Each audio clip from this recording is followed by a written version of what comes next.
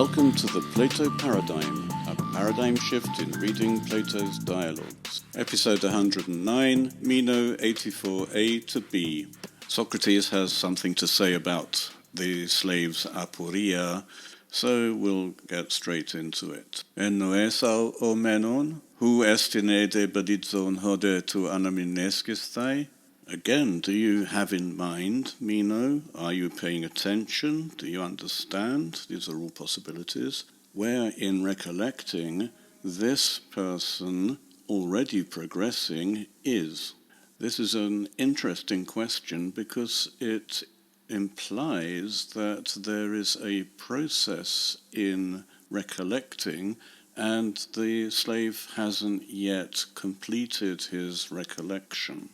If we were feeling charitable, we might explain why this demonstration so far hasn't proved that the slave looks around in his soul for previous knowledge. We simply haven't got to that stage yet. So where is the slave? This is how Socrates explains it to Meno. Hoti tomen proton edemen u. Hetis est in hetu octopodos choriugramme, hosper ude nun po oiden, al un oetog auten tote edenai, kai tharaleos apecrineto hos edos, kai uch hegeto aporen, nunde hegetai aporen ede, kai hosper uc oiden, ud oietai edenai. That at first he didn't know, which is the line of the 8-square area, just as even now I suppose he doesn't know, but then he thought that he then knew it, he knew the line, and recklessly answered as if he knew, and he didn't think that he was in aporia, but now he thinks that he already is in aporia. And just as he doesn't know, he doesn't think that he knows.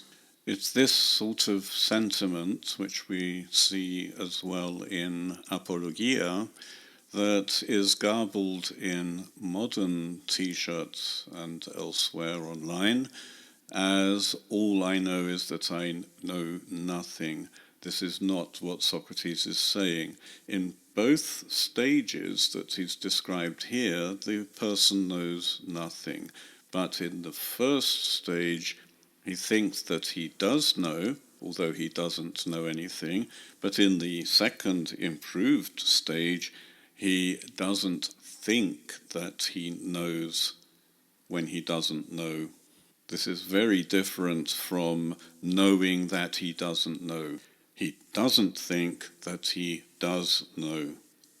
By the way, this isn't the end goal of Socratic Method. This is simply a halfway stage where the person finally realizes that what he thought was knowledge was not knowledge, and is now ready to start looking for that knowledge. This is the whole point of what Socrates is saying here. It's not that Socrates is praising ignorance. He's not wise because he knows that he doesn't know. The point is that if you don't think that you know, you will then look for what you don't know. And you may find it. If you know and you think you know, that's a good thing. It's when you don't know but you think that you know that it's a bad thing. The idea is that if you think that you do know, even when you don't know, you won't look for answers. You won't look for knowledge because you already have it. If you've been following the argument from the very beginning, you'll notice that Socrates is still exploiting Meno's black and white view of knowledge and ignorance, because in reality, even if you do know something and you think you know something, this won't stop you from looking for more knowledge. So this again is an argument tailored to the specific needs of Meno. In fact, Socrates knows what he's doing because Meno responds positively, "Alethea leges," you're saying true things.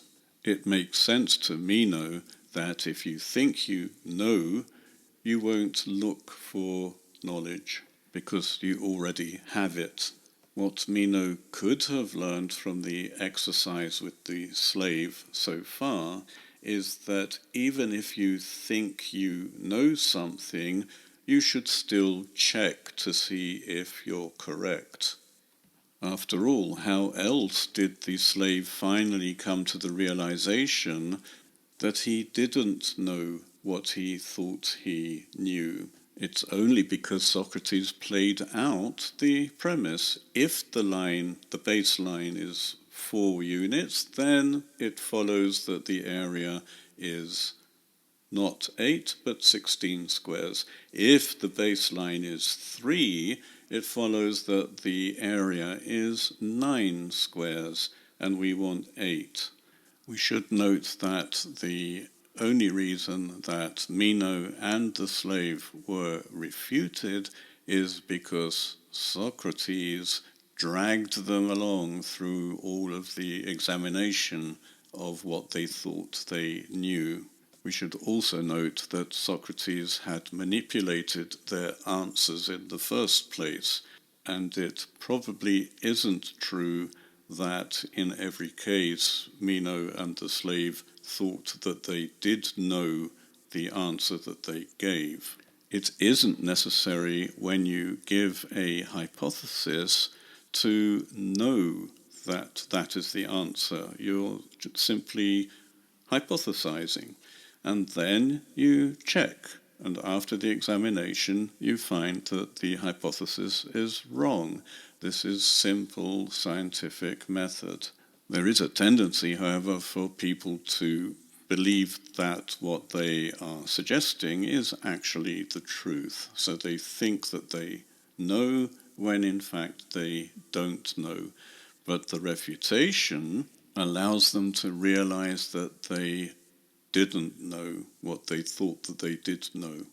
We have to be careful here as well, because not every refutation is good. Sometimes a refutation may be sophistic, heuristic, and then it doesn't necessarily show that the original answer was false.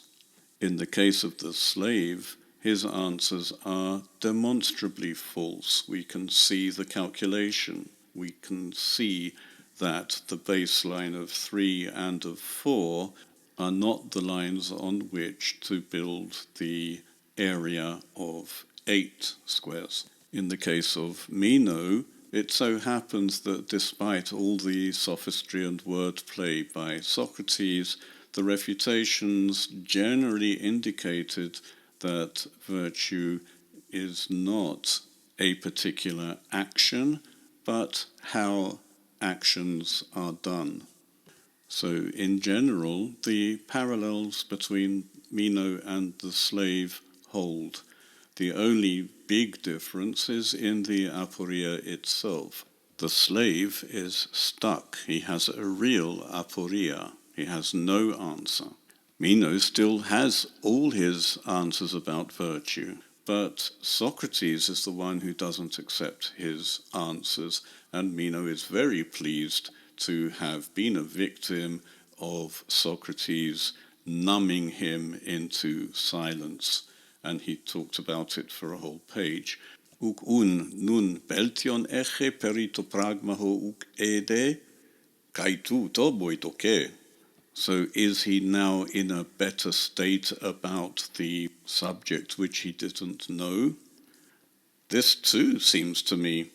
Meno probably sees that this is better for the slave to realize that the previous answers were wrong, only because Meno himself knows the correct answer in this case.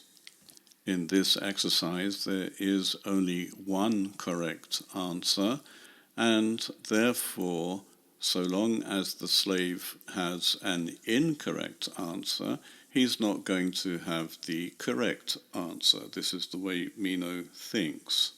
Therefore, the slave is now in a better position because the first two wrong answers have been rejected, allowing the correct answer to replace them. In scientific method as well, it's always good not to have the wrong answer, but not because that's the only way to start looking for the right answer. In science, you always look for other solutions. You are always testing the answers you already have. The Socratic method tailored to Meno's needs is not the true Socratic method. It's not the one that Socrates actually uses.